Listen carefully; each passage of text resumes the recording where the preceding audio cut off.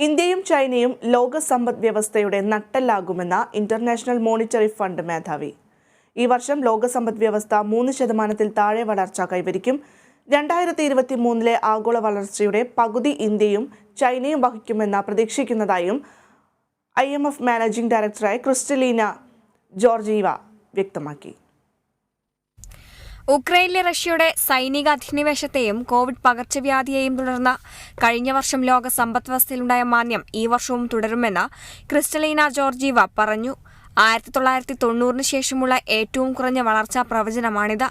അടുത്ത 5 വർഷങ്ങളിൽ 3% താഴെ വളർച്ചയാണ് പ്രതീക്ഷിക്കുന്നത്. വളർന്നുവരുന്ന സമ്പദ് വ്യവസ്ഥകളിൽ നിന്നാണ് കൂടുതൽ പ്രതീക്ഷ ലഭിക്കുന്നതെന്നും 2023 ആഗോള വളർച്ചയുടെ പകുതിയും ഇന്ത്യയും ചൈനയും വഹിക്കുമെന്ന് കരുതുന്നതായും ക്രിസ്റ്റലീന കൂട്ടിച്ചേർത്തു. ഉക്രൈനിലെ റഷ്യയുടെ അധിനിവേശത്തിന് ശേഷം വ്യാപകമായ അനന്തരഫലങ്ങളുണ്ടായി. 2022 ആഗോള വളർച്ച ഏകദേശം പകുതിയായി കുറഞ്ഞു. മന്ദഗതിയിലുള്ള വളർച്ച കടുത്ത പ്രഹരം തന്നെയായിരിക്കും.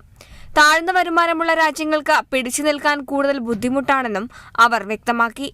ആഗോള സമ്പദ് വ്യവസ്ഥയുടെ ഏറ്റവും പ്രധാനപ്പെട്ട പ്രശ്നങ്ങൾ ചർച്ച ചെയ്യാൻ നയരൂപീകർത്താക്കൾ യോഗം ചേരുന്നതിന്റെ മുന്നോടിയായാണ് IMF മാനേജിംഗ് ഡയറക്ടർ അഭിപ്രായം രേഖപ്പെടുത്തിയത്. പണപ്പെരുപ്പ നിരക്ക് നിയന്ത്രിക്കുന്നതിനായി ലോകമെമ്പാടുമുള്ള സെൻട്രൽ ബാങ്കുകൾ പലിശ നിരക്ക് ഉയർത്തുന്നത് തുടരുന്ന സാഹചര്യത്തിലാണ് വാർഷിക ഒത്തുചേരൽ നടക്കുന്നത്. ഈ വർഷം വികസിത സമ്പദ് വ്യവസ്ഥകളുടെ വളർച്ചാ നിരക്കിൽ 90% ഇടിവ് കാണുന്നുണ്ടെന്നും ജോർജീവ പറഞ്ഞു. News desk, Kerala vision news.